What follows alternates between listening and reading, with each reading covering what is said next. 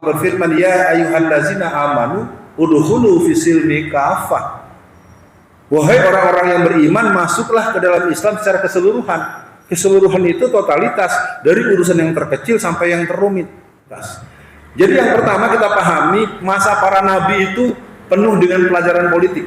Ada politik yang oposisi, ada politik yang koalisi, ada politik kolaborasi, ada politik konfrontasi, ada politik. Jamaah sekalian, kita ingin jadikan majelis ini majelis belajar. Yang paling pertama belajar saya sendiri. Saya harus belajar ulang karena Solo adalah negeri yang menentukan sejarah Indonesia.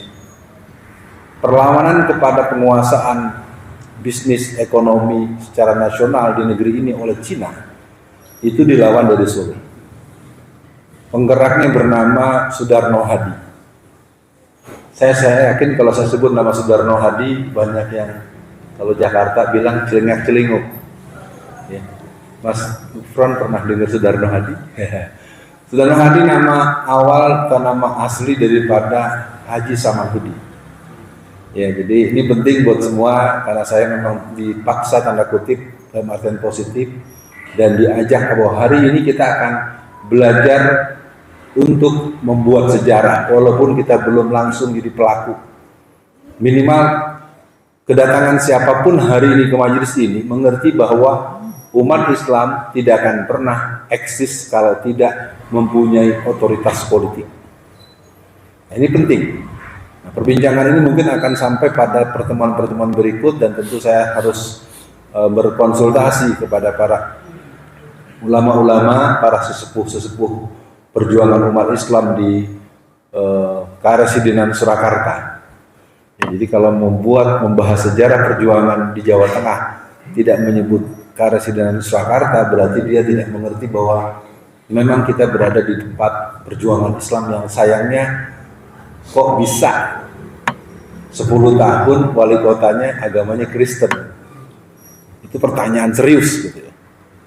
Berarti ada hal yang harus kita konstruksikan. Nah, sebagaimana pembicaraan saya pada pertemuan sebelum ini, dan saya akan coba mengumumkan, mudah-mudahan tidak ada perubahan. Pertemuan sebelum ini saya sempat menyebutkan beberapa rangkaian pembicaraan atau materi yang akan kita kembangkan. Nah, tentu untuk hari ini saya masuk dengan judul yang cukup magnetis, walaupun yang hadir sebagaimana yang kita lihat. Alhamdulillah. Sejarah jihad politik umat Islam atau perjuangan jihad politik. Saya akan mengajak dulu memahami bahwa Allah telah mengajak kita untuk memahami Islam secara komprehensif, dan itu mungkin menuntut kita menyimak dari guru-guru kita yang lain secara fikih kontemporer, secara ulumul Quran, secara mustalah hadis dan konten hadis yang mengajarkan tentang ini. Perbincangan kita tentu akan berakar kepada sebuah kesadaran bahwa memahami sejarah, mengertilah kita bahwa kenapa hari ini umat Islam begitu lumpuh. Agak kurang enak saya menyebutnya, tapi memang faktanya lumpuh. Sering saya katakan kalau kita bicara soal politik, kita itu akan mati sebelum ditembak. Kalimat ini mungkin terlalu hiperbol, terlalu menyinggung perasaan, tapi kalau dipikir-pikir banyak betulnya gitu. Ya. Mati sebelum ditembak maksudnya apa? Nggak jadi datang. Oh, kok pengajian politik. Kedua, nggak boleh sama yang punya tempat. Oh, jangan di sini. Di sini nggak boleh bahas politik. Yang berikutnya, wah itu ambisi pribadi si Fulan. Itu ustadznya jangan-jangan berceramah karena dia ingin jadi sesuatu. Ah, kita perempuan nggak perlu ngomong-ngomong politik. Ah, saya masih ASN. Ya, kalau nanti saya politik-politikan, ntar saya dipanggil. Dan memang itu kenyataan.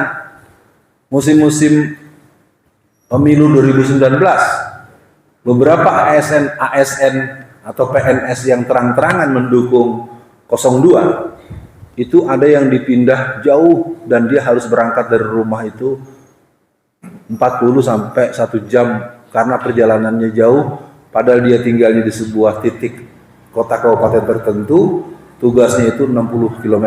Hanya gara-gara diketahui, dan memang iya dia suka pakai kaos yang berlambang Bapak Prabowo dengan siapa kemarin? Sandi ya. Dulu, kalau yang sekarang saya tidak mau bicara hari ini, saya mau bicara kalau nanti memang tanggal 24 nanti ada deklarasi. Ya. Apakah deklarasinya sudah sepasang-sepasang atau deklarasinya sudah ditegaskan? Tapi tema kita bukan tema politik praktis secara pragmatis. Politik praktis sebagai sebuah pengetahuan penting, tapi kalau pragmatis, apalagi pragmatisme, itu bukan watak alfian. Saya perlu tegas itu sehingga para jamaah hari ini akan menjadi hari bersejarah. Sebelum saya masuk, insya Allah pekan depan kita akan membahas pengantar sejarah perjuangan politik umat Islam. Karena kebetulan ada agenda-agenda saya keluar kota yang cukup jauh dan lama, maka menjelang Ramadan nanti kita akan bicarakan agenda perjuangan politik umat Islam 2023 sampai 2030. Kenapa ini saya umumkan? Sebagai sebuah pengetahuan, kalau datang ke sini ya buat belajar ya. Kalau saya keliru kasih tahu, kalau saya kurang kasih tahu. Bukan buat mencatat, habis dicatat lalu bikin LP, habis bikin LP keluar sprindik, ujung-ujungnya ustadznya ditangkap. Ini penjajahan Belanda boleh begitu Pak.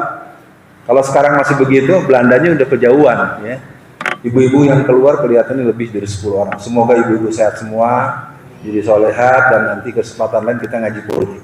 Yang ada di sini adalah para tamu ini.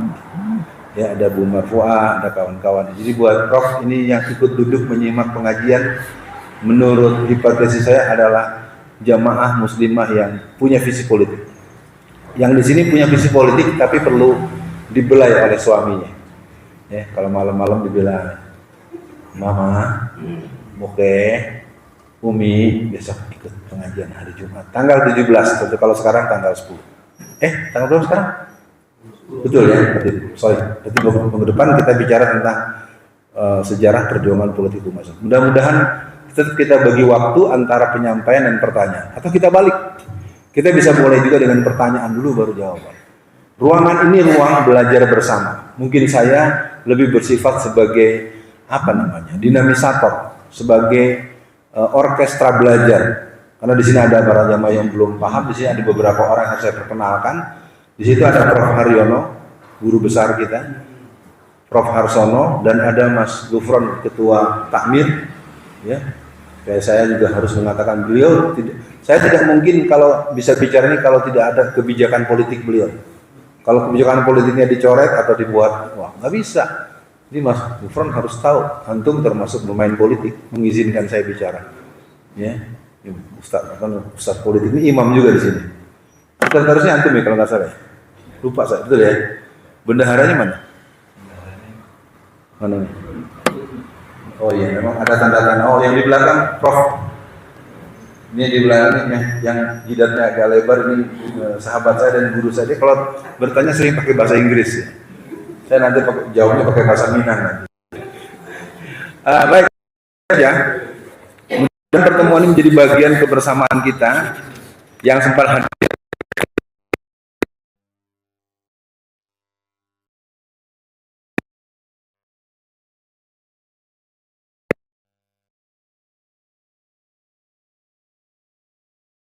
Mayoritas tapi tertindas gitu. Aneh ini. Umat Islam mayoritas nggak boleh ngomong politik. Umat Islam mayoritas hari ini ada 3.000 orang dalam penjara ya. Ya, Bapak-bapak, saudara, pemirsa se-Indonesia, ya. Ada studio A, studio B, studio C, studio ini ada banyak. Jadi ada 3.000 lebih dalam penjara. Umat Islam mayoritas siap-siap nanti lebaran dan mudik dan pulang kampung agak susah. Karena kelihatannya sudah mulai dihembus-hembuskan akan ada sesuatu yang membuat kita tidak boleh mudik. Apalagi Kementerian Kesehatan akan membahas persoalan booster. Jadi nanti Anda nggak boleh naik motor, Anda nggak boleh sholat id kalau nggak menunjukkan vaksin 2. Ini bukan Gojek, ya, bukan Gojek kan bukan. Tahu nggak begini? Iya, giliran kemarin Natalan nggak ada urusan. Saya kan bolak-balik naik kereta. Di musim Natal, di musim Imlek itu yang namanya stasiun itu penuh. nggak pernah dibahas poster, tapi giliran mau lebaran, ini kalau umat Islam tidak pernah punya kesadaran kolektif dalam berpolitik, ini akan terus-terusan begini. Maka mungkin saya sudah membayangkan Prof satu waktu kalau udah matang pengajian kita, saya mungkin mengambil peran sebagai host. Kan dalam dunia apa namanya? Dunia akademik, biasanya kadang-kadang yang jadi moderator itu justru profesor ya Prof ya. Profesor moderatornya ini. Nanti mungkin saya profesor tanda kutip lah. Saya jadi moderator, profesor betulannya ini, kalau saya profesor ngaku-ngaku. Karena ada orang profesor honoris causa ya. Jadi supaya ngerti, kita nggak nyindir siapa-siapa. Profesor honoris causa itu tidak dikenal dalam kepangkatan akademik. Betul Pak ya? Karena yang bisa honoris causa itu hanya doktor. Menjadi profesor itu harus melalui tahap belajar di pasca sarjana, program S2 dan S3 selama 10 tahun. Jadi kalau antum tahu-tahu dapat gelar profesor honoris causa, memang udah ngajar di pasca sarjana di mana? Ya. Nah, baik kita masuk saja. Nanti waktu kita belum disepakati, tapi mudah-mudahan kalau sampai jam 6 masih bertahan.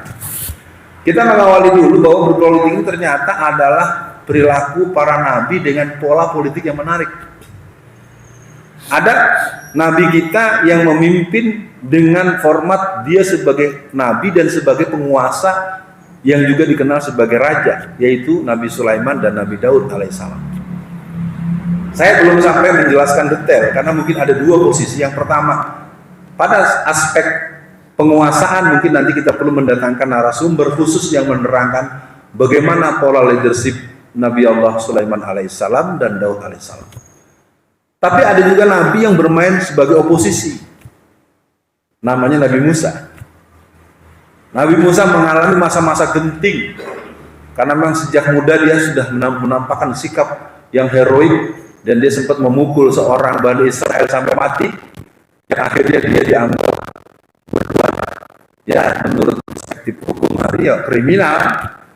Dan Nabi Musa dikenal sebagai musuh dari sebuah penguasa yang bernama, nah itu nggak boleh disebut. Cak Nun saja harus minta maaf. Ya. Jadi kalau kita tipikal para nabi itu nanti akan terlihat ada pada Rasulullah. Maka saya tidak akan membahas itu. Saya ingin mengajak para jamaah, kalau ada orang mengatakan kalau Islam nggak boleh ngomong politik, itu berarti bisa diduga dia kalau nggak buta matanya, buta hatinya, atau buta kupingnya, atau dia buta total. Ya. Yang jelas orang-orang yang tidak memahami ketika Allah berfirman, ya ayyuhallazina amanu udkhulu fisilmi kafah. Wahai orang-orang yang beriman, masuklah ke dalam Islam secara keseluruhan. Keseluruhan itu totalitas, dari urusan yang terkecil sampai yang terumit. Bagaimana Islam mengajarkan kita kalau masuk masjid kaki apa dulu? Kanan. Masuk ke toilet kiri. Itu saja. Ketika orang melakukan hubungan seks, hubungan badan laki-laki dan perempuan, bagaimana Islam mengajarkan dengan luar biasa? Namanya nikah. Kalau belum nikah namanya zina, kalau sudah nikah namanya ibadah. Perbuatan yang sama, beda tafsirnya. Jadi kalau bapak-bapak yang tidak punya istri atau belum punya istri atau ingin punya istri lagi, ya nikah. Persoalannya nanti kalau Anda menikah lagi tanpa memberitahu pada istri pertama atau istri sebelumnya yang masih hidup dan masih jadi istri kita, Anda siap-siap akan dihukum 5 tahun penjara. Oh, saya kasih tahu ini politik. Dalam undang-undang pemilu, maaf, undang-undang perkawinan saya sebut karena musim politik. Undang-undang perkawinan di pasal 78 dikatakan bahwa barang siapa seorang laki-laki yang menikah tanpa mendapatkan restu dan tanpa ada pemberitahuan, tanpa ada permakluman dari istrinya, diancam kurungan penjara 5 tahun. Ibu-ibu merdeka, ya. Tenang Bu, jadi kalau nanti suaminya kawin lagi, lapor polisi, nanti suaminya dipenjara 5 tahun. Senang Ibu ya? Itulah Indonesia. Jadi bayangkan menikah masuk penjara. Kenapa bisa lahir undang-undang seperti itu? Karena ada yang buat. Siapa yang buat? Nah, itulah makanya saya tetap bilang, kalau bapak ibu ndak mau ikut pemilu, diem aja. Kan akibatnya sekarang apa? Yang bubarkan HTI, yang bubarkan FPI kan atas undang-undang yang dilahirkan di DPR RI. Makanya saya katakan bahwa semua perbincangan kita, majelis subuh politik, kalau menurut salah satu jamaah dan sahabat saya Bu Marfuah, ya, entah sengaja entah tidak tuh Bu Marfuah jawab subuh politik. Ini menarik nih Pak, bisa jadi ini benar-benar kita kasih nama walaupun perlu kita diskusikan. Jadi kalau kita teruskan, bagaimana dengan Nabi Ibrahim? Nabi Ibrahim nggak tanggung-tanggung nih, dipenggal kepala patung yang paling dibanggakan. Tapi juga ada nabi yang berkolaborasi, berkoalisi, namanya Nabi Yusuf. Jadi kalau kita melihat formula-formula permainan politik yang dilakukan oleh tokoh-tokoh Islam, ya jangan buru-buru ngambil kesimpulan. Saya ingin katakan itu, termasuk Bang Yusril. Saya bukan sedang membela beliau, karena nggak ada urusan bela atau tidak bela. Kita nggak boleh gara-gara kita nggak suka dengan seseorang, lalu kita katakan pada dirinya salah 100%. Saya tanya pada Pak Ketua, apakah ada orang hidup salahnya 100%? Benar enggak? Semua harus ingat Yusri Iza Mahendra lah yang meng-ACC dan memberikan penjelasan bagaimana agar perda syariah itu bisa diterapkan. 100%. Seluruh Indonesia Bang Yusril yang ngasih arahan. Justru dicabutnya oleh Cahyokumolo. Cahyokumolo itu waktu itu Menteri Dalam Negeri. Dan dia harus berhadapan dengan mahkamah Allah. Yaumul Masyar, Yaumul Jaza, Yaumul Bats. Dan yang saya tahu dia memang punya ideologi yang pernah punya catat sejarah dalam negeri ini. Ada nabi-nabi yang lain. Nah, Nabi Allah yang kita cintai, yang kita hormati, yang bernama Rasulullah Muhammad SAW. Dia adalah multi talenta. Ya. Kalau kita ikuti bagaimana permainan Rasulullah dalam berbagai hal, dia masuk pada perang politik, dia masuk pada perang fisik. Dan ingat, Rasulullah memimpin peperangan pertama kali di usia 55 tahun. Jadi jangan ada yang merasa tua, baru umur 45 tahun, nggak mau ke saya udah tua, 40 tahun tua. Rasulullah saja 55 tahun baru memimpin perang. Tapi di saat lain dia juga buat perjanjian politik, namanya perjanjian Hudaybiyah. Dalam salah satu poin perjanjian Hudaybiyah itu ada isinya begini. Barang siapa orang yang pergi ke Mekah, maka dia tidak boleh kembali lagi ke Madinah. Ya, barang siapa orang dari Mekah pergi ke Madinah, dia diperbolehkan kembali ke Mekah. Tolong ya, belajar ini kita lagi belajar sebuah redaksi perjanjian. Karena ada perjanjian. Anggaplah ini Mekah, ini Madinah. Ketika suasana konsolidasi umat Islam kuat setelah mereka katakanlah tanda kutip terusir sampai ke Madinah, maka Mekah dalam keadaan dikuasai oleh orang-orang kafir, Abu Jahal, Abu Jahat lainnya termasuk Abu Janda ya, masuk kan ya? Abu Janda belum lahir ya, belum ada tetesan spermanya, belum ada tuh manusia dari mana. Nah, perjanjiannya adalah apabila orang-orang datang ke Madinah dari Mekah ke Madinah, dia diperbolehkan balik lagi ke Mekah. Ya. Kalau orang-orang dari Mekah ke Madinah, dia boleh balik lagi. Orang dari Madinah ke Mekah tidak boleh balik lagi. Adil tidak? Nah, sahabat komplain. Karena komplain ini keterusan, dia bilang, yang mimpin dakwah Islam di era ini siapa? Gitu kira-kira gampangnya. Ya Anda ya Rasulullah. Kalau bahasa Betawinya, lu percaya nggak sama gua? Baik, kita buka sekarang ininya, hikmah perjanjian. Orang-orang setelah masa hijrah itu di Madinah kan udah paten. Akidahnya paten, baca Qur'annya paten, penguasaan fikihnya paten, sakhofahnya paten.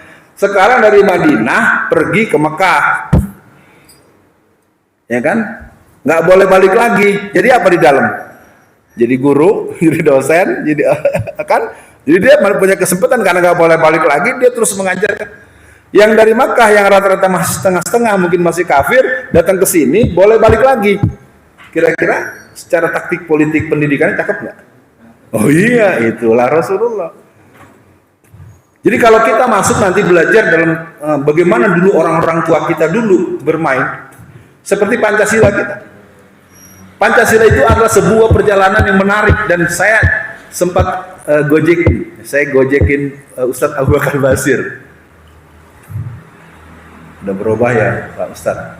Kamu gitu. Kenapa? Ketika 7 kata kalimat ketuhanan menjalankan syariat Islam bagi para pemeluknya, bagaimana geramnya Ki Bagus Hadikusumo.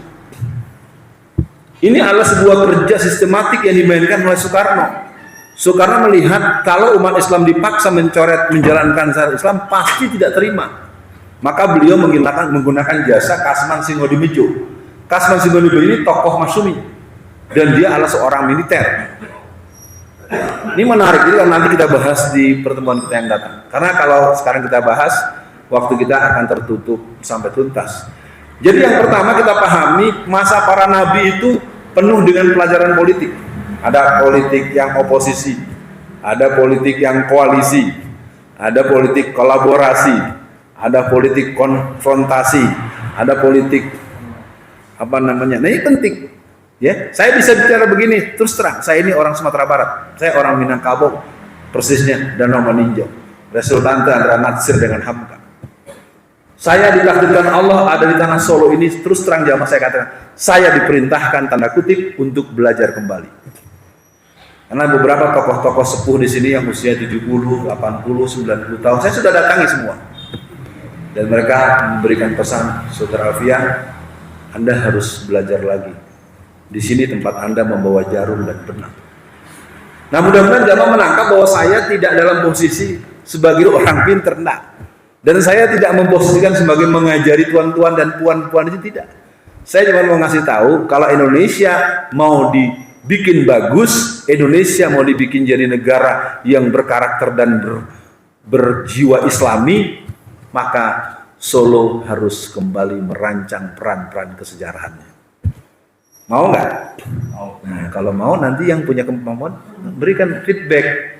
Orang Bodong, orang Padang kok. Iya. Ini bukan Solo asli kayak gitu.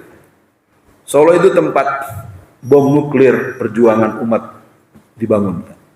Siapa yang tidak kenal Raja Tanpa Mahkota? Haji Omar Said Cokroaminoto.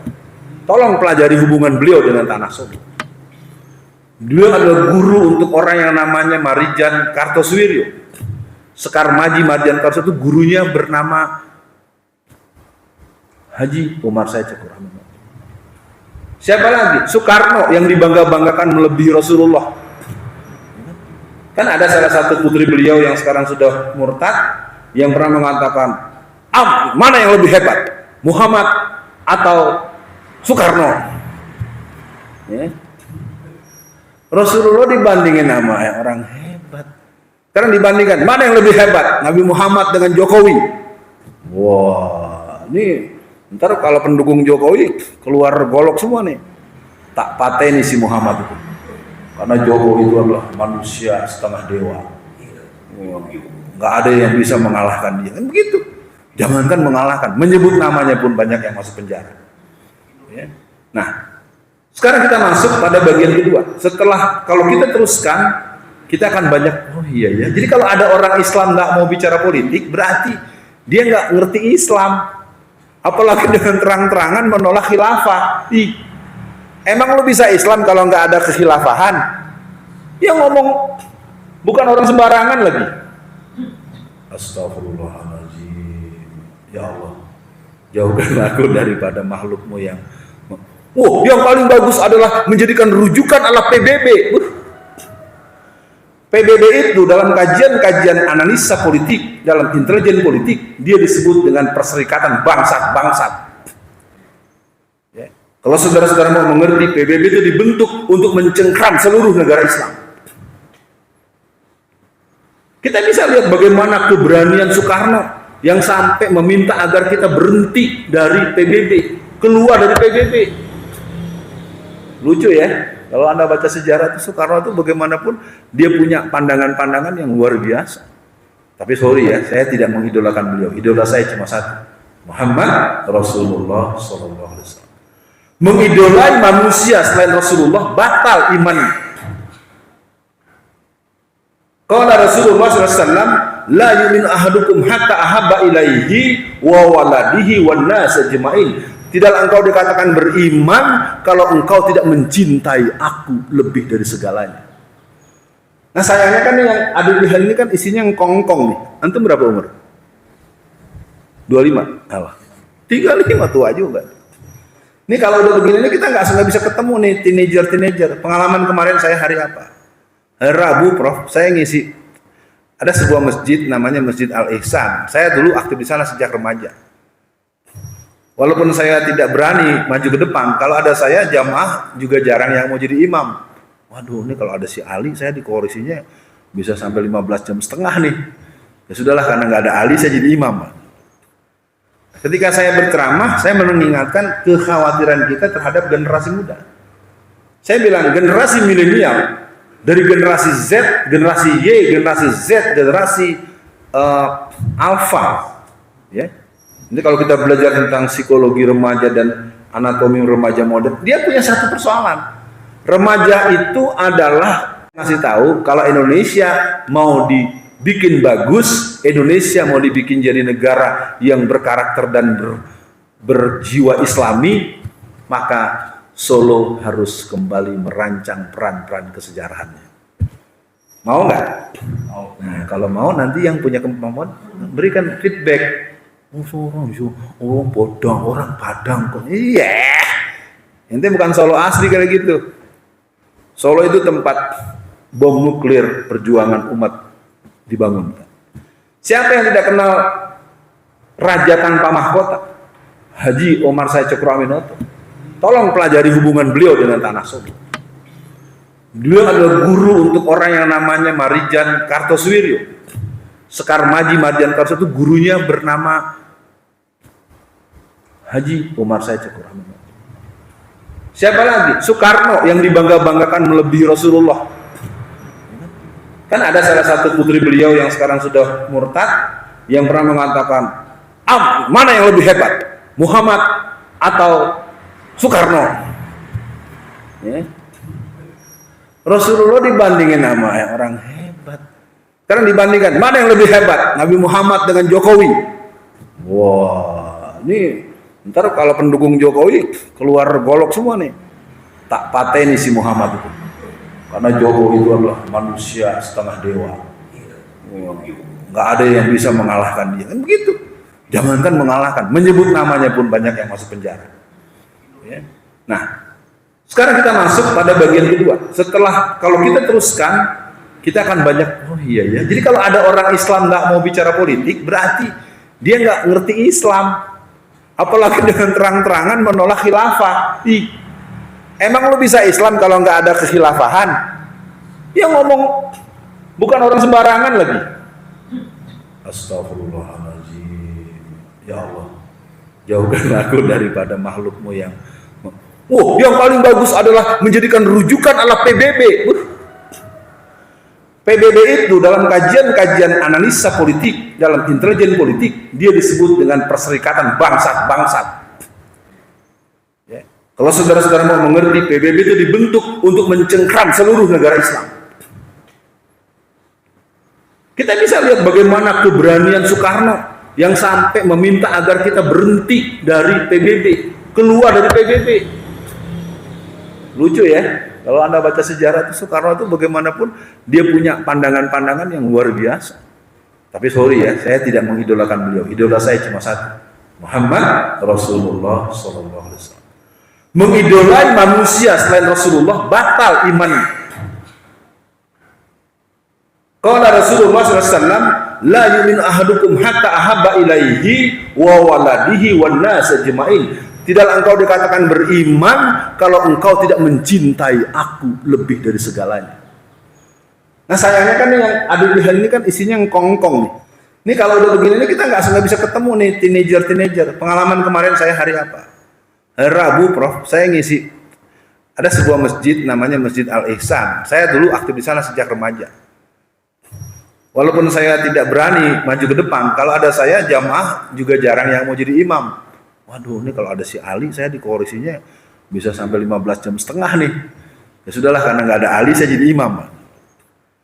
Ketika saya berceramah, saya mengingatkan kekhawatiran kita terhadap generasi muda. Saya bilang generasi milenial, Dari generasi Z, generasi Y, generasi Z, generasi Alpha. Ya. Ini kalau kita belajar tentang psikologi remaja dan anatomi remaja modern, dia punya satu persoalan. Remaja itu adalah kumpulan orang atau perorangan yang paling tidak suka dinasehati. Baru ngomong sebentar Pak, itu ada 6 langsung diri pulang. Jadi ingin membuktikan bahwa memang mereka mengakui itu. Kan kalau dalam bahasa majelis ilmu kan suul adab ya, ustadznya lagi ceramah pulang. Dan kelihatan dari gesturnya kan, dari matanya sempat melotot ke saya. Jadi ini adalah satu situasi yang harus dipahami. Kalau kita mau pengajian politik, maka untuk pekan depan dan nanti jadwal-jadwal yang akan disebarkan lewat flyer atau poster digital, tolong Bapak pastikan bisa nuntun anaknya. Kalau memang mau dibuat spesial edisi nanti hari tanggal merah aja Pak. Kalau Ahad kan sini ada kajian ya. Kesepakati nanti kalau nggak salah, kalau hari Ahad kita nanti akan bicara revolusi mental dan revolusi akhlak. Itu dikalikan karena itu khusus mohon izin ya. Karena memang tiap Sabtu pekan ketiga kita ada kajian khusus di Kalitan. Itu sebenarnya agak berat itu sebenarnya kalau boleh saya kasih sedikit bocoran. Karena revolusi mental itu adalah konsepnya dari Karl Marx. Jadi revolusi mental yang didengung-dengungkan selama hampir 10 tahun ini adalah konsep komunismesisasi. Iya. Ya jangan tersinggung, jangan baper kali ya kalau ada yang datang ke sini tugasnya untuk merekam dan mencatat tapi bukan untuk belajar. Ya, Anda baca lagi gitu. Oke, kita teruskan dulu. Sekarang masa kekhilafahan. Masa kekhilafahan dia awal dengan Khulafah Rasyidah. Kekhilafahan berarti ada, makanya saya nggak ngerti ada orang sekarang mencaci maki khilafah. Emang ente bisa Islam dari mana kalau nggak ada kekhilafahan, Mas? Gus, Cak, Pak Yai. Bahwa kemudian kita mempunyai formula negara dengan bermacam nama, itu nanti lain kajian. Itu bicara antara casing dengan isi. Nah, nanti kalau kita baca buku yang bagus karangan Profesor Dr. Abul Ala Al-Maududi yang diabadikan ke nama anak saya nomor 2. Ya. Anak saya nomor 2 namanya Muhammad Iqbal Al-Maududi. Al-Maududi adalah seorang ilmuwan, profesor doktor yang menulis buku Khilafah dan Kerajaan. Jadi sebenarnya sistem pengelolaan negara itu bisa beragam nama, tetapi dia akan sangat punya nilai ketika dia memahami bahwa kita adalah hanya bagian daripada sayap-sayap kecil. Karena kehadiran khilafah minhajun nubuwah adalah sebuah kepastian. Jadi keberadaan PBB yang dibuat 70-80 tahun untuk membendung jangan kembalinya bangkitnya khilafah minhajun nubuwah. Menarik sebetulnya. Pembicaraan ini tidak akan ada yang terbantahkan secara akademis, secara historis maupun secara analisa geopolitik internasional. Persoalannya umat Islam itu mengalami the minder of wadet complex. Jadi kalau udah sekolah, apalagi tamatan Eropa, tamatan Jerman, tamatan Eropa Barat, itu kalau pulang ke Indonesia, kalau bahas soal politik, Peter, saudara-saudara, kita bakalan kalah. Kita tidak mungkin menang. Kita selalu pecah. Saya pernah dalam sebuah seminar, saya acung tangan. Prof, ketika Anda bisa menganalisis kekalahan, tidak bisa bikin menang, tidak mungkin menang, dan seterusnya. Kenapa Anda tidak buat makalah strategi membangun kekuatan politik umat Islam? Ternyata itu tidak mau, karena nggak ada yang bayar kalau gitu. Jadi biar tahu saja para jamaah bahwa kenapa visi politik dan jiwa jihad politik kita tidak muncul, karena orang-orang pintar yang pulang dari negara-negara sekuler, negara-negara kafir itu pulang itu dia jidatnya hitam juga sih, jenggotnya panjang, tapi isi kepalanya itu sekuler. Saya nggak mau nyebut nama dah, lihat aja yang udah meninggal tuh kemarin ya. Itu kan sebagian, jadi buat bapak berdoa hati-hati bapak. Ya ayyuhallazina amanu ittaqullaha haqqa tuqatih wa la tamutunna illa wa antum muslimun. Munsah tuh Pak ya. Hati-hati bapak, rajin saja sama bapak sekuler enggak? Kalau enggak jangan jawab, kalau iya jangan marah. Gitu aja. Nah, jamaah sekalian, jadi kita akan masuk pada bagian kedua. Bagaimana pada saat Rasulullah meninggal dan semua orang tahu tidak ada yang percaya. Bahkan sejarah menyebutkan bahwa akhirnya diingatkan dengan sebuah ayat surat Ali Imran ayat 144. Ali ada nggak Ali? Ali. Ada ya, kalau saya mau dengerin dia bacain biar denger. Ketika Umar bin Khattab mendengar Rasulullah meninggal, kemana-mana dia bawa pedang.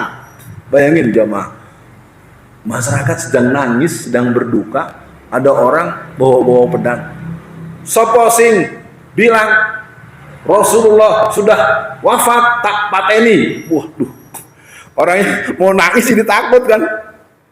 Orang pada gimana? Orang udah meninggal nggak boleh dibilang meninggal. Orang udah terbujur gini, udah ini. Masa nggak mau dibilang masih hidup? Tuh, itu namanya cinta yang begitu luar biasa. Ya. Tapi kan ketika nanti dilihat saja di rumah ya, surat Ali Imran 144. Apakah kalau dia meninggal dunia, kamu akan ridha? Lalu datanglah Abu Bakar Siddiq untuk memeluk dan eling gitu kira-kira ya. Muhammad memang udah meninggal, lo ngapain jadi begini, dibacain baru dia terdiam.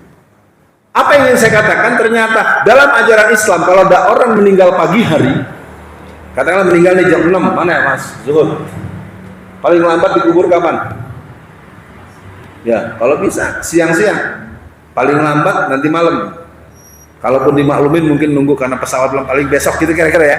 Rasulullah itu sampai tertunda 2 hari. Jadi itu perlu kita lihat bagaimana yang namanya posisional dari keberadaan kepemimpinan dengan dimensi yang macam-macam termasuk dimensi politik. Dan ternyata dari awal Rasulullah tidak pernah membolehkan, dan ini juga sebagai hikmah kenapa sampai beliau meninggal dunia yang masih hidup cuma 1 orang bernama Fatimah Az-Zahra. Pastinya Allah yang tahu, saya belum bisa jelasin, nanti tanya yang sama ahli tafsir. Kan anak-anak beliau yang laki-laki itu enggak meninggalnya sebelum beliau meninggal. Satu-satunya anak atau mungkin ada beberapa lagi yang saya tahu yang meninggal setelah Rasulullah meninggal ya cuma Fatimah. Nah baik para jamaah sekalian, kita masuk di bagian ini. Khulafaur Rasyidin mengajarkan kepada kita banyak hal. Abu Bakar Siddiq adalah orang yang tidak mau memimpin, bahkan dia cenderung menyalahkan pada yang lain, dan itu perlu dipelajari, itu dibangun sebenarnya oleh Masyumi. Saya sebagai aktivis politik praktis sejak tahun 80-an, saya adalah orang yang tetap menyatakan di hati saya, bintang bulan Masyumi, palu hari PKI. Kenapa Masyumi? Masyumi adalah sebuah kelembagaan partai yang inisiasinya dilakukan oleh para ulama-ulama NU dan ulama-ulama Muhammadiyah. Jadi lahirnya Masyumi pada tanggal 7 November tahun 1945 diawali dengan semangat kemasumian tahun 1937 yang kemudian menjadi MIAI. Nanti kita bahas pada kajian kita bulan depan mungkin ya. Jadi sebenarnya kelemahan generasi muda, kelemahan masyarakat Islam itu tidak memahami bahwa perjuangan politik itu ada 2, ada yang sifatnya parlementer dan non parlementer. Maka pertemanan antara Kartosuwiryo dengan Muhammad Nasir itu terlihat dalam 2 hal. Yang pertama surat Pak Nasir, yang kedua sebelum Syahid Kartosuwiryo ditembak mati. Sebelum ditembak mati dia sempat bilang pada orang-orang dekatnya, saudara-saudara, kalau nanti di kemudian hari ada persoalan yang sulit kalian selesaikan, kalian harus berkonsultasi dengan Nasir. Yang saya nggak ngerti sekarang generasi mudanya berantem, akibatnya kita kalah melulu pemilu. Yang namanya Kartosuwiryo dulu ketua daripada pimpinan wilayah Masyumi di Jawa Barat, dan dia tidak pernah mengatakan keluar dan tidak juga pernah mengatakan bahwa Masyumi itu kafir, nggak pernah, nggak ada begitu. Yang ada dia berkonfrontasi dengan Soekarno, bukan dengan Masyumi. Nah sayangnya generasi belakangan ini nggak pernah mau mendalami dengan baik. Akibatnya formula perjuangan yang dibangun bagus oleh orang-orang tua kita menjadi soal kita berteman tapi seperti musuhan, kan lucu. Dan itu lama. Dari tahun 55 masih kompak, masih kuat. Walaupun NU sudah keluar dari Masyumi, tapi Masyumi masih ranking kedua. Beda tipis dengan PNI. Tapi sejak tahun 1971 mulai pecah karena pemilu pertama di Orde Baru tahun 71. Kita bahas pada pertemuan yang akan datang. Nah, Abu Bakar Siddiq adalah orang yang kalem. Kalau dia bukan pemimpin nomor 1 ketika dikabarkan ada kabilah di sebelah sana tidak membayar zakat. Sekarang ada orang menginginkan agar firman Allah tentang ta'adud, tentang poligami agar dihapus dari Quran. Ya, namanya Grace Natali. Kalau nanti PSI menang, kita akan buat larangan terhadap poligami. Kan sama juga larangan terhadap ayat Allah. Nah biasanya ini akan bermasalah nih Prof. Ibu-ibu yang muslimah pun ikut-ikut dukung si Grace. Saya akan ajak untuk membahas ini secara mendalam. Yang namanya ta'adud, yang namanya poligami itu hukumnya mubah. Kalau mubah artinya, jadi kalau ada orang yang mengharamkan yang boleh oleh Allah berarti kafir, gak ada cerita. Wa man lam yahkum bima anzalallahu faulaika humul kafirun. Terlalu keras. Mari kita masuk logikanya. Kalau sampai akhirnya keluar undang-undang yang melarang poligami, maka dengan alasan akan beratnya pengeluaran rumah tangga dan pengeluaran selain gaji, maka nanti akan ada pelarangan bayar zakat. Kenapa? Karena kami sudah bayar pajak. Terbayang nggak bahwa nantinya akan menjadi hal yang bersambung? Iya. Jadi kalau orang nggak ngerti politik, sama dengan yang pernah saya sampaikan. Setuju nggak kalau hari Jumat libur? Masih ingat nggak contoh dari saya?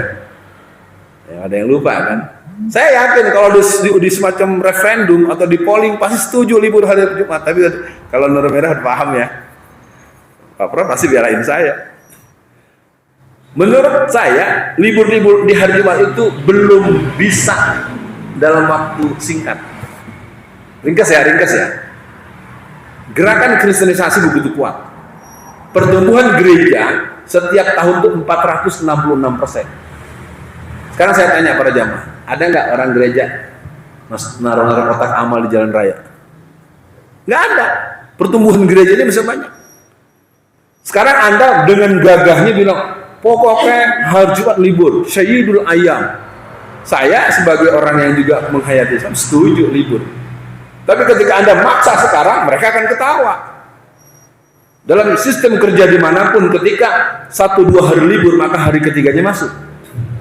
Jumat libur, Sabtu libur, Ahad masuk. Ketika Ahad masuk, dia akan bilang, sekolah ini, kampus ini, kantor ini harus membuatkan gereja buat kami. Enggak, kita bantuin aja, mereka sudah 466%. Sekarang Anda dengan gagahnya karena sebagai orang Islam yang agamanya hebat, Al-Qur'annya hafal, Anda setuju bahwa pengesahan liburan nasional hari Jumat. Akibatnya Jumat Sabtu masuk, Ahad masuk. Enggak, kita bantu aja pertumbuhan gereja udah 466%. Lalu kalau nanti terjadi libur, mereka nuntut dibangunkan gereja, kira-kira berapa persen setahun? Maaf ya, saya ingin katakan jangan bilang saya Ustaz Alfian saya ngerti dulu, kalau udah berubah keputusan aja nikah. Jadi bapak jangan sembarangan nikah, kalau nggak ntar ditangkap 5 tahun penjara. Saya di penjara itu bertemu dengan kawan hafal Quran dua-duanya dan dia divonis 9 tahun penjara. Kesalahannya apa? Menikah. Jadi dia jangan tahu kalau kita tidak mengerti berpolitik begini, kita menjalankan yang bukan kesalahan jadi salah. Saya ceritakan ya, saya nggak sebut nama ini. Fulan, cowok. Kan namanya kita dalam penjara kan kita kegiatan nggak kemana-mana, banyak ngobrol. Lu kenapa lu? Saya kan gaya Betawi.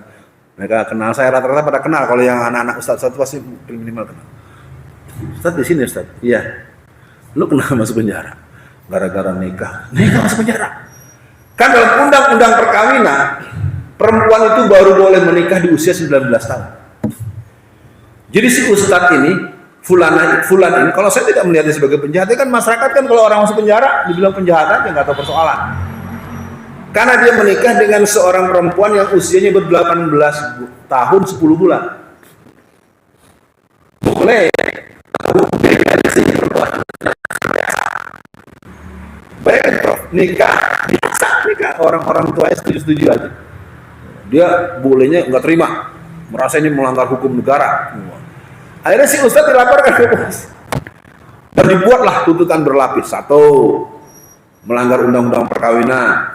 2, melarikan anak gadis orang. 3, keluar. Akhirnya vonis 9 tahun. Nggak ada yang belain.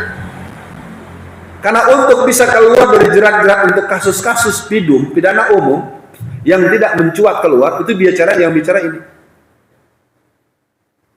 Kalau kata Denny Indrayana kemarin kan dia bahas tuh, ya, duitokrasi. Ya. Orang yang membawa sekitar 6 kilogram narkotik, sabu itu bisa kena vonis 6 bulan penjara. Sementara yang cuma setengah miligram itu bisa sampai 6 tahun, 12 tahun. Nah, kalau diteruskan nanti ada yang keberatan mendengar. Jadi bicara politik kita lihat bagaimana Abu Bakar Siddiq ketika mendengar ada satu kabilah tidak membayar zakat, tidak ada omongan. Siapkan tentara perang. Jadi tidak membayar zakat itu sebuah syarat, salah satu sebab seorang penguasa perlu memerintahkan pasukan perangnya untuk memerangi orang-orang yang beriman, yang berislam, yang tidak mau bayar zakat. Sekarang kita bayar pajak secekik-cekiknya, tapi Cina nggak bayar pajak. Cina atau perusahaan-perusahaan asing bikin perusahaan di negeri kita nol pajak. Saya nggak ngerti negeri gila macam apa ini. Nah, karena pemahaman ini tidak menjadi pemahaman yang sebenarnya memberikan kita harusnya kolegial bersama, akhirnya apa? Yang ada nanti datang pengurus titik-titik, Pak, itu pengajian Jumat subuh politik dihentikan aja, gitu nanti. Sama waktu itu saya ngisi pengajian di pabrik itu karyawan muslim itu lebih dari 15.000. Saya tidak banyak membahas ayat-ayat dan hadis secara banyak, saya hanya membahas undang-undang ketenagakerjaan. Jadi biar tahu jamaah, di pabrik-pabrik yang mungkin juga ada di Solo dan segala macam, itu sering terjadi ada pabrik yang tidak membolehkan karyawan dan karyawatinya untuk sholat, tidak membolehkan, tetapi tidak tertulis. Nah, ini kan politik. Contoh, ya, misalnya yang paling begini kebanyakan adalah pabrik-pabrik Korea. Ya. Karena Korea ini adalah perwakilan daripada Zionis internasional dan pemimpin-pemimpin pabrik Korea, orang-orang Korea yang datang di negeri kita di seluruh Indonesia mesti sangat kejam dan sadis kepada rohis-rohis di perusahaan yang dia punya. Karena dia punya dua misi. Yang pertama, merusak remaja dengan K-pop dan berbagai. Karena itu pemasukannya triliunan dia. Ya. Generasi K-pop itu bukan generasi biasa itu generasi yang diolah hampir 20 tahun. Dia melalui audisi selama berapa tahun, anak umur 9 sampai 11 tahun diadakan audisi yang begini-gini tuh. Yang joget-joget gitu ya, yang wajahnya melambai, laki-laki melambai. Dan itu sekarang meluas. Apalagi nanti tanggal 14 ini Valentine udah. Kita bahas Valentine kafir segala macam ya, ini aja umur 35. Itu kan yang main anak SMP, SMA gitu ya. Oke, kita harus bagi waktu mungkin nanti 5 menit untuk bertanya. Bagaimana Abu Bakar Umar bin Khattab? Umar lagi keren. Umar punya banyak hal, diantaranya kalender. Penanggalan itu zaman Umar bin Khattab. Umar, kalau kita baca buku biografi, maka biografi Umar tebel. Coba deh kalau beli buku, Bakar Siddiq biasa Umar. Ya, kalau Anda baca buku-buku tentang sejarah Khulafaur Rasyidin, maka di antara 4 Khulafaur Rasyidin yang awalan, dia buku yang tertebal itu adalah buku tentang Umar bin Khattab. Keren memang. Cuma sayang orang di belakang hari ngikutinnya dengan hal-hal yang membuat benturan. Contohnya, di zaman Umar itu pernah ada permakluman sholat tarawih 36 rakaat. Tapi Umar tahu bahwa Rasulullah selama hidupnya tidak pernah sholat lebih dari 11 rakaat dalam qiyamul lail. Saya tidak dalam konteks membenturkan. Umar memang keren. Urusan zakat, perluasan daerah. Karena dia adalah pemimpin yang punya kecepatan melebak. Termasuk mushaf Al-Quran. Itu adalah recommended daripada beliau yang akhirnya dituntaskan oleh Utsman bin Affan. Jadi pemimpin-pemimpin yang pernah dibimbing Allah dan Rasulnya dan Quran itu punya pemimpin elaboratif. Kalau kita tidak, pemimpinnya udah mau jalan 2 trip, balik lagi. Ganti orang, ganti kebijakan. Ganti menteri, ganti kebijakan. Begitu terus. Jadi negeri ini berjalan aut-autan. Kenapa? Memang kita mau digitukan. Tidak ada yang salah, karena kita memang tidak pernah belajar politik Islam untuk wawasan kita semua. Nah kemudian setelah berakhirnya Khulafaur Rasyidin cuma satu yang dikenal, yaitu siapa? Khulafaur Rasyidin yang kelima. Itu Umar bin Abdul Aziz cuma 2 tahun. Itu mirip kalau kita tarik, walaupun tidak bisa dibilang persis, tapi bisa kita lihat secara semangat ada pada Habibie. Habibie itu setelah Soeharto lengser hari Kamis tanggal 21 bulan Mei jam 9:50, Maka kepemimpinannya karena beliau wapres, dia jadi presiden selama 512 atau 517 hari. Ketika Habibie memimpin Indonesia, kurs dolar yang 17.000 jadi 6.500. Pesawat CN230 itu sudah dipesan ratusan unit. Ya, kalau SMK dipesan oleh pengemudi dari langit ketujuh. Yang perlu dipahami bahwa sejarah pembentukan pesawat CN2350 itu sekarang dihilangkan dalam sejarah perkembangan teknologi kita. Jahat, Pak. Saya nggak paham itu, Pak. Yuriduna liyutfi'u nurallahi biafwahihim wallahu mutimmu nurihi walau karihal kafirun. Jadi kalau jamaah mau tahu, kalau kita belajar tentang sejarah dirgantara, sejarah produksi apa yang dimiliki oleh Pindad, dimiliki oleh PTDI segala macam. Gila ya Mas, termasuk di buku ini, buku sejarah perjuangan bangsa kita. Jadi di buku yang terbaru yang dibuat oleh salah satu pejabat Kemendikbud. Jadi sejarah di negeri kita sekarang yang dianggap tokoh nasional itu hampir 100% tokoh-tokoh PKI. Kiai Haji Ahmad Dahlan hilang, Kiai Haji Hasyim Asy'ari hilang, Ahmad Nasution hilang. Nggak ada Pak di buku pegangan induk, buku sejarah induk. Sama dengan buku sejarah PKI yang sekarang beredar di sekolah-sekolah anak-anak itu, sebelum terjadi G30 PKI, terjadi kerjasama yang mesra antara Indonesia dengan Rusia. Sederhana Prof, tapi bahaya.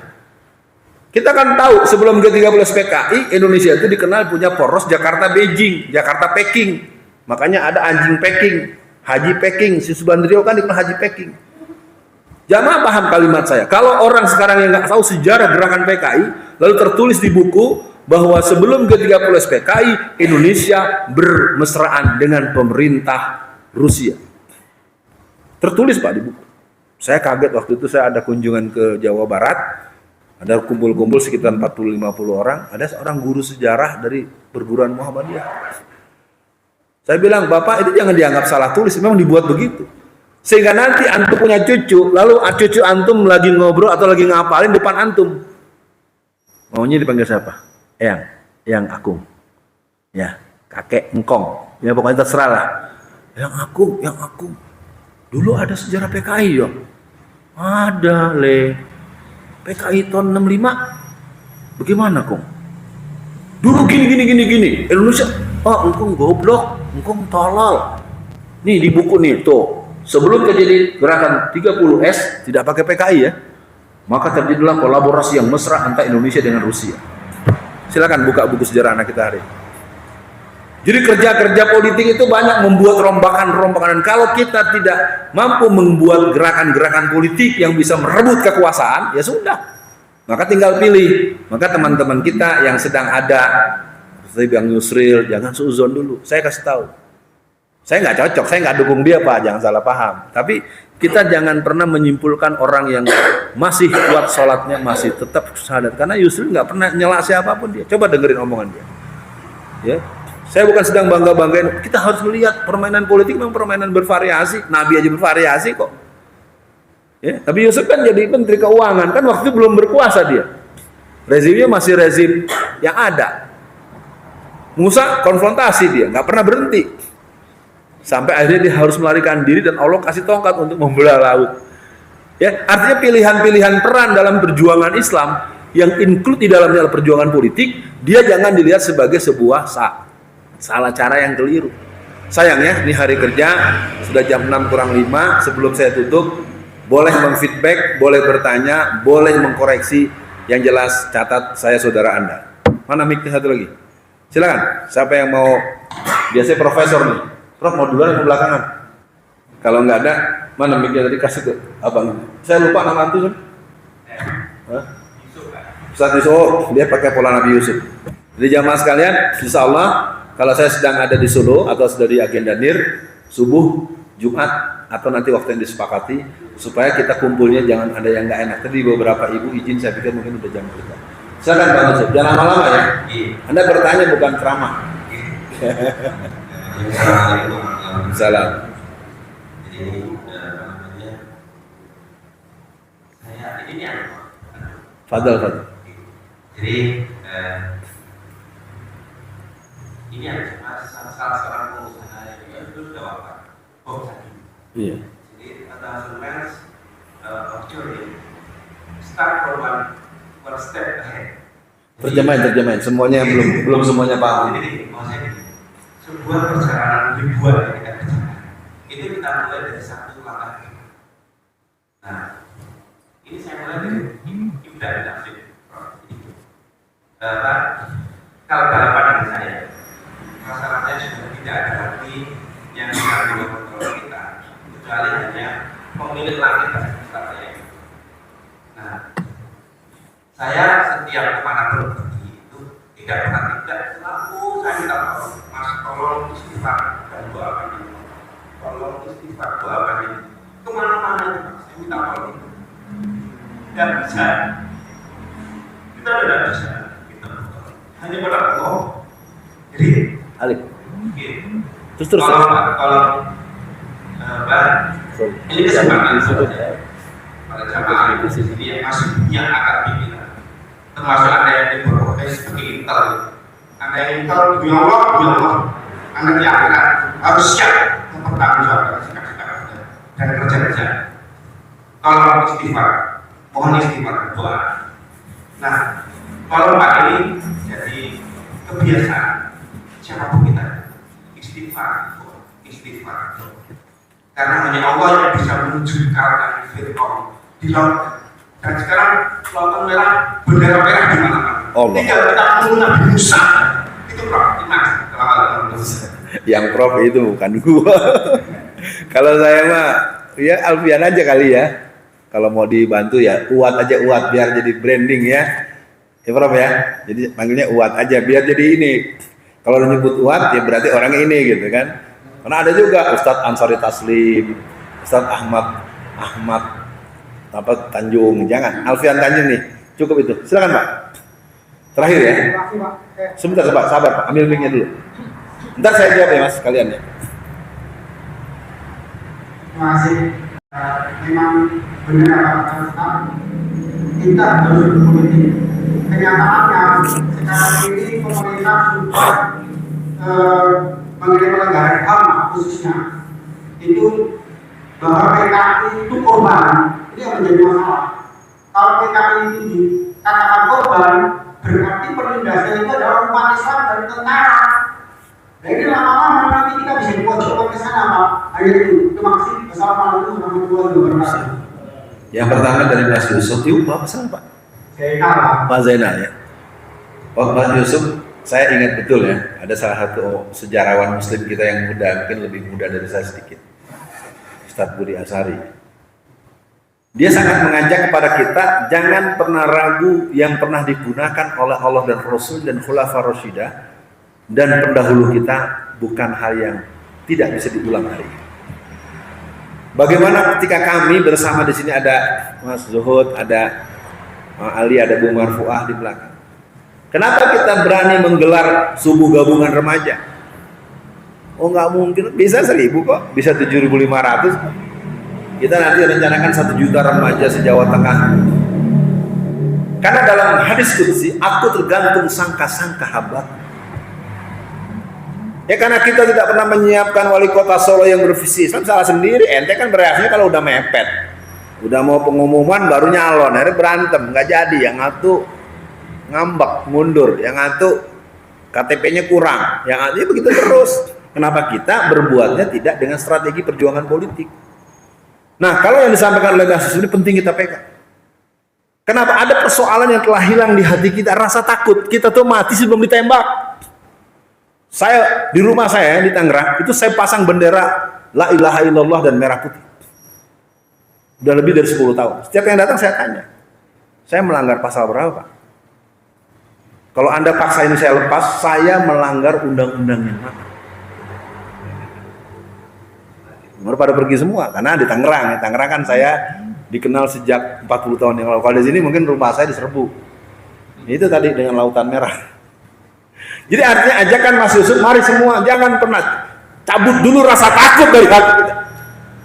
Karena orang-orang yang beriman wala tahinu wala tahzanu in kuntum ma'launa mu'minin. Orang-orang yang beriman tidak pernah takut takut kecuali hanya kepada Allah. Nah, itu nanti harus ditopang dengan perangkat pendukung. Ketika kemarin saya jumpa dengan Pak Gatot Nurmantio, ya, kita kemarin kembali kumpul seluruh deklarator dan revitalisasi kami. Ya. Gak ada yang berani, bahkan ke pertemuan di Sumatera Barat itu polisinya minggir semua, karena tentara yang jaga. Ini penting, jadi kita dalam ilmu perjuangan, dalam kehidupan, mari kita gelorakan keberanian di hati kita. Kita munculkan keberanian diimbangi dengan akhlak keteladanan, berani karena benar, dan tidak pernah takut akan kebenaran. Terima kasih buat kedua guru besar saya. Ini bapak-bapak ini orang yang paling mestinya takut duluan. Aku tuh udah tua, jangan ada ustadz kayak begitu. Nah, bapak udah tua takut, matinya nggak bakal masuk surga, Pak. Barang siapa orang yang dalam hidupnya tidak pernah bercita-cita berjihad di jalan Allah, haram dia untuk mencium bau surga. Soal nanti pakai cara apa, yang penting kalau nggak bisa bantu, mbok ya diem, jangan nakut-nakutin. Nah, tadi Mas Yusuf ngajak beristighfar, penting istighfar, salawat itu harus digelorakan. Karena negeri ini hari telah sangat tidak punya, alah nggak bakal menang. Saya nyatakan dengan berat hati, selama hayat di kandung badan, selama saya tidak diganggu-ganggu dalam artian dikriminalisasi atau kalau sudah dibunuh ya selesai sudah. Saya nyatakan langkahin dulu mayat saya, PKI akan mengibarkan bendera Palestina. Ya, ini bukan saya sok pejuang, tidak. Karena dalam bab jihad, apabila kau menunjukkan keberanianmu karena Allah, demi Allah, untuk Allah, keridhaan Allah, Allah jatuhkan rasa takut ke hati mereka. Jadi kalau berani itu bukan di mulut, berani itu harus di otak, di hati, dan seluruh aliran darah kita. Maka kalau ada partai Islam berkoalisi dengan partai sekuler, partai komunis, itu harus ditanda tanyain. Apapun nama partai.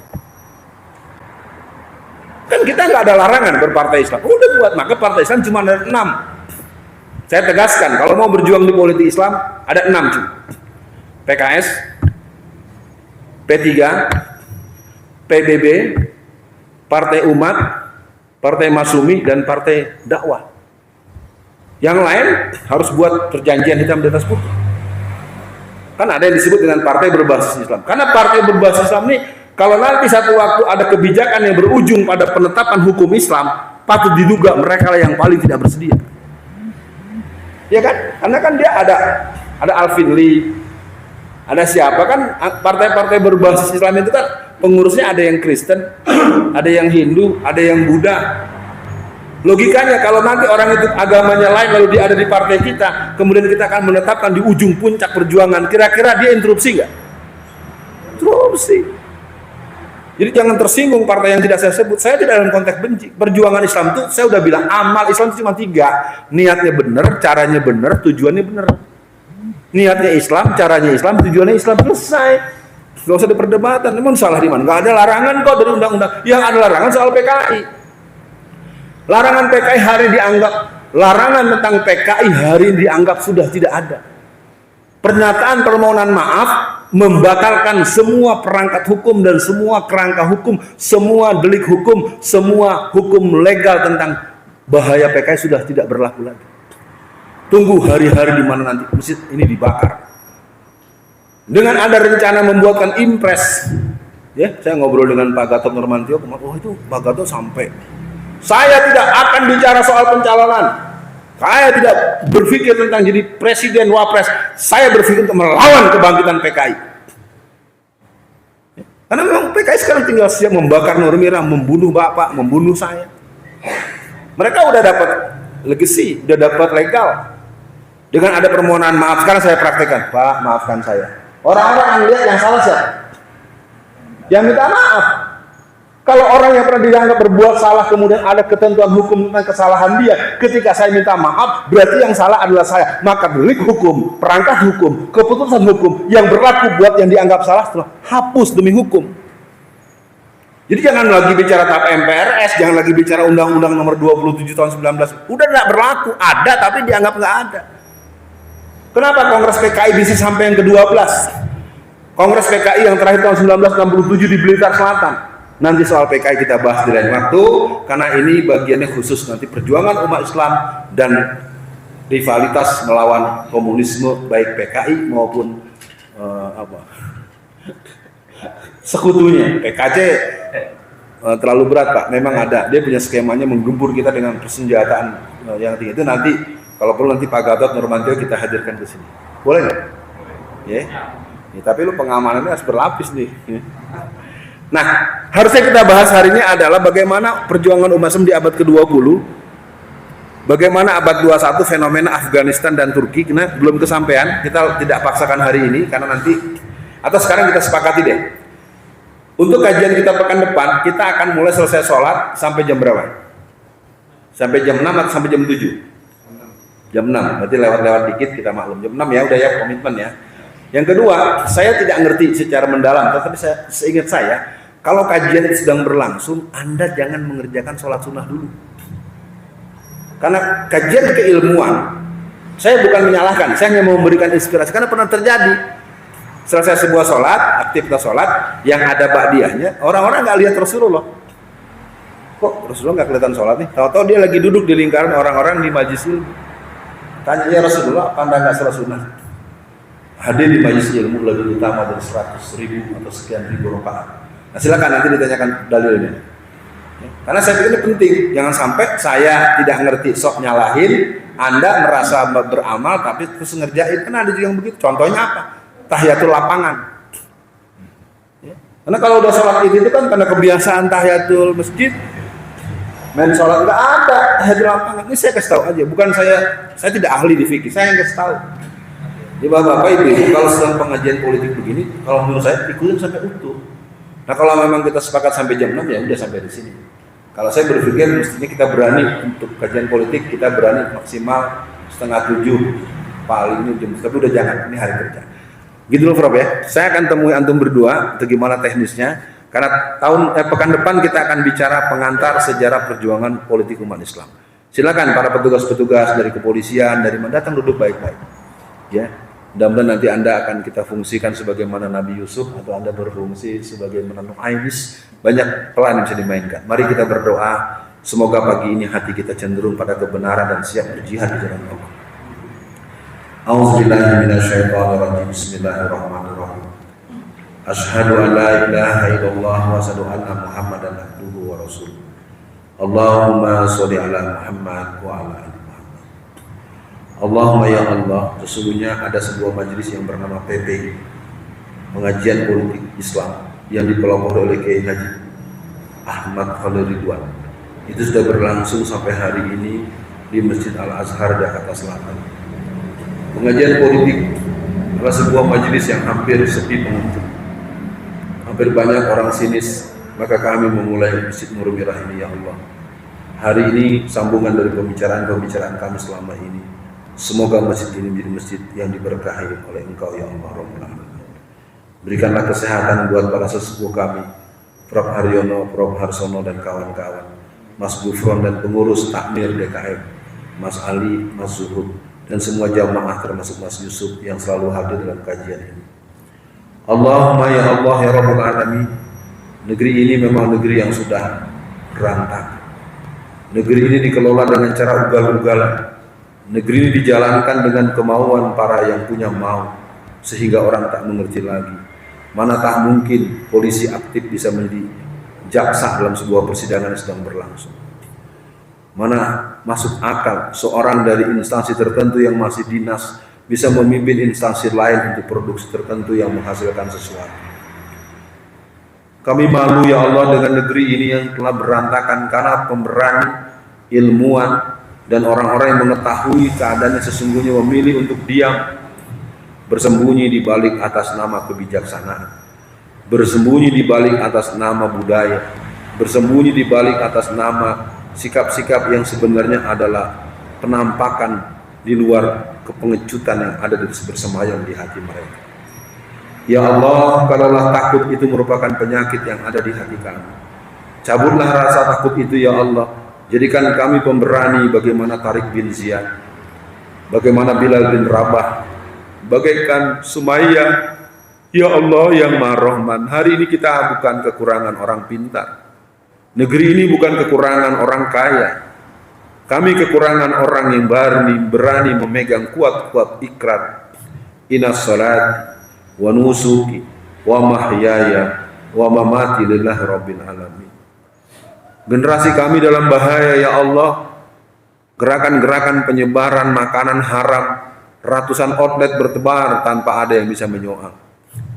Seks online berjalan dengan puluhan juta remaja-remaja menjadi pelacur-pelacur dengan media medsos. Ampuni kami ya Allah. Jadikanlah semangat, harapan, kerinduan kami akan tegaknya khilafah minhajun nubuwah akan kami jembatani dengan kerja-kerja kecil kami, menyadarkan bahwa kami harus tetap taat kepadamu ya Allah. Kalaulah ragu itu masih bersemayam di hati kami, cabutlah rasa ragu itu ya Allah, agar kami yakin bahwa apa yang tertuang dalam firman-firman-Mu dan sabda Rasul-Mu adalah pedoman untuk hidupnya akan mengantarkan kami pada kehidupan sesudah mati yang memastikan kami berada dalam surga yang telah Engkau siapkan. Kalaulah kikir itu adalah bagian yang bersemayam di hati kami, kalaulah pelit, medit itu menjadi bagian yang ada dalam diri kami, cabutlah sikap kikir itu ya Allah, agar kami gemar berderma, paling tidak kami bangga dengan pembicaraan kebenaran. Kami mampu tersenyum untuk sebuah perjalanan perjuangan, walaupun di sana ada kemungkinan darah, air mata, dan nyawa akan menjadi bagian pengorbanan itu. Ya Rahman, berikan kesempatan kami untuk membangun diri kami menjadi pribadi-pribadi insan kami. Berikan kesempatan kami agar keluarga-keluarga kami menjadi keluarga-keluarga yang mawaddah, sakinah, mawaddah, warahmah. Berikan masjid ini keberkahan-Mu ya Allah. Berikan kekuatan sebagaimana masjid-masjid dalam sejarah terbukti di berbagai musim bencana. Ada satu masjid yang tak tergores sedikit pun, tak jatuh satu keping genteng pun. Kami ingin Nur Mirah ini akan menjadi tanda isyarat dari para malaikat. Wahai malaikat-malaikat teman-temanku, lihat di Nur Mirah telah berkumpul orang yang suka berderma dengan pasar umat. Orang yang membangunkan kesadaran untuk hidup sehat, membangunkan kesadaran untuk belajar agama, diperdengarkan bacaan Quran yang begitu indah dari seorang Wijdan Ali yang usianya baru 20 tahun saja. Ya Allah, jadikan hari ini gelora semangat kami cinta kepada agama, cinta kepada jihad fisabilillah, dan tentunya bagian daripada cinta kecil kami kepada Indonesia. Indonesia bukan cinta utama dan bukan cinta pertama kami. Cinta kami padamu ya Allah. Allazina amanu asyaddu hubban lillah. Cinta kami yang kedua adalah kepada Rasul-Mu Al-Mustafa Muhammad Rasulullah. Engkaulah ya Rasul yang aku cintai sampai tetes darah penghabisan. Cinta kami yang ketiga adalah kedua orang tua kami. Bagi para perempuan yang sudah menikah, maka cinta yang ketiga bergeser kepada suami-suami mereka. Jadikan pagi ini kami mengerti ya Allah, kami memang sudah sangat terlambat. Allahumma nawwir qulubana binuri bihidayatika binuri samsika abadan abada kama nawartal arda birahmatika ya arhamar rahimin. Allahumma alfi baina qulubina wa aslih zata bainina wahdina subulas salam minaz zulumati ilan nur wa jannibnal fawahisha ma zahara minha wa ma batan. Ya Allah, di belantika dunia internasional banyak peristiwa yang sangat mengerikan. Di antara pembantaian muslimin di Gujarat pada tahun 2002, ketika Narendra Modi sebagai orang yang memimpin di negara bagian di India itu telah melakukan kebijakan politik yang membuat kemarahan orang-orang Hindu radikal dan membunuh lebih dari 2.000 muslimah dengan sangat kejam dan sadis. Yang perempuan diperkosa, anak-anak kecil dipanggang hidup-hidup, dan Narendra Modi tidak sanggup membolehkan pemutaran film yang ternyata tersebar oleh BBC pada waktu beberapa minggu kemarin. Terima kasih ya Allah telah Kau berikan jiwa jihad Ustadz Abdus Salam dari Panglima Jihad yang ada di Uyghur Xinjiang. Karena deraan yang begitu keras, kaum muslimin per Desember 1949 di Tajikistan Timur yang berjumlah 13 juta orang, hari ini jumlah mereka tinggal 46%. Maka Ustadz Abdus Salam sebagai salah satu panglima perjuangan Islam di tanah Tajikistan Timur telah memfatwakan jihad untuk melawan komunis Cina. Kami warga Solo, dari Solo untuk Indonesia, sejarah negeri ini bermula dari sini. Melawan dominasi ekonomi Cina, kami pernah membangun Sarekat Dagang Islam dari tanah Solo. Gerakan 212 yang pernah terjadi pada tanggal 2 bulan Desember 2016 itu cikal muakal asbabul wurudnya ada dari Solo. Ketika Desember 2014 terjadi parade salib, kemudian dibalas dengan parade tauhid.